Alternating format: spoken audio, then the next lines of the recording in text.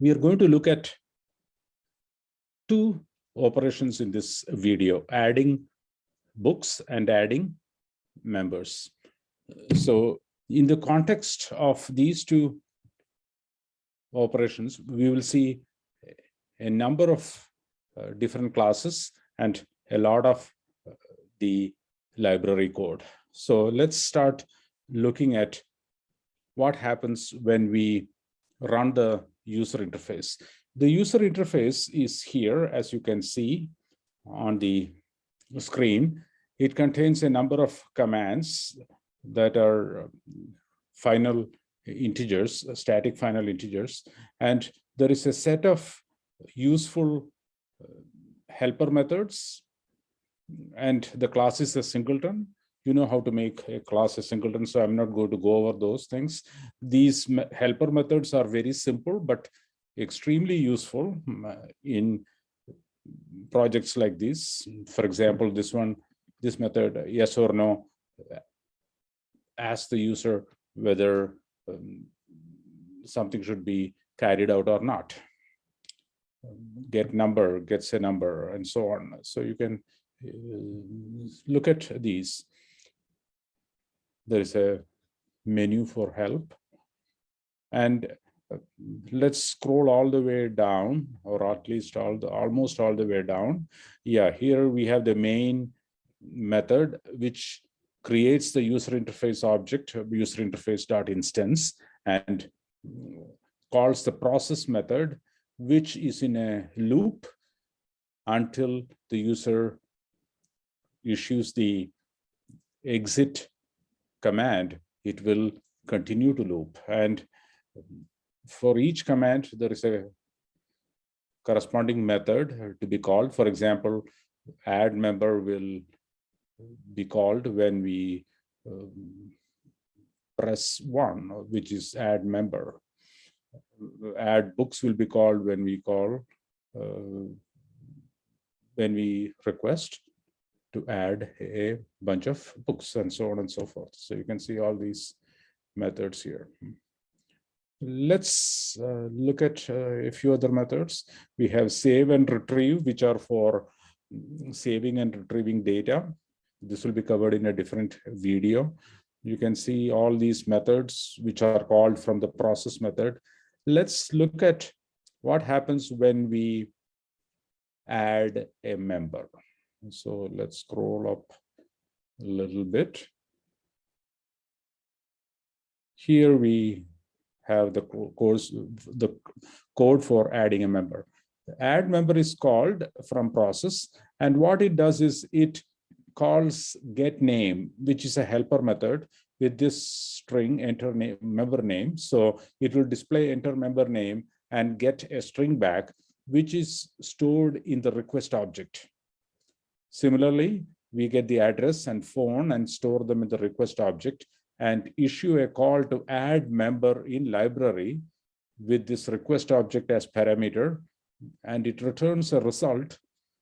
And if the result code is not equal to operation completed, we display an appropriate message.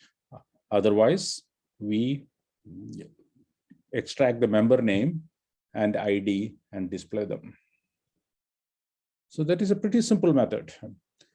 So what we need to do is look at add member of library. So let's go to the library class. The library class is a singleton, and here is the code for add member. As we have seen, it gets a request object as parameter. It creates a result object and extracts the member name, member address, and phone, and calls the member constructor. And after that, we will look at the member class in a minute, and it inserts the member into the member list object. Member list is a collection class, and it is here, and it inserts into the member list object. And then if it can be inserted, it sends back a, sorry, here, add member. If the member can be inserted into the member list, it returns a result that says it's okay, and sets appropriate fields of member into result, and returns the result object. If there was a problem, it says the operation failed and returns result. So let's look at member. The member class is here. It's a very simple class for the most part. It contains name, address, phone, and ID as fields, plus a few collection classes for storing the books borrowed, the books that are placed on hold by this member, and the transactions for this member. Here is the constructor. When certain operations are carried out on the member, we can call these methods, which we will get into in other videos. That's pretty much it. There are a few getters and so on. And member list is here. It has methods to add and search for members, and also for iterators. So that is pretty much what issue member does. There is corresponding code for catalog, which you can go through. There is and book, which is even simpler than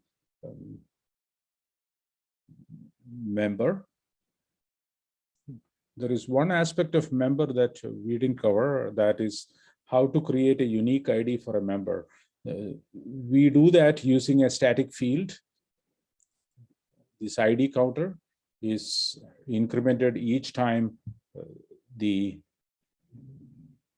a new member is created, and that is stored along with a little string into the ID field of the member.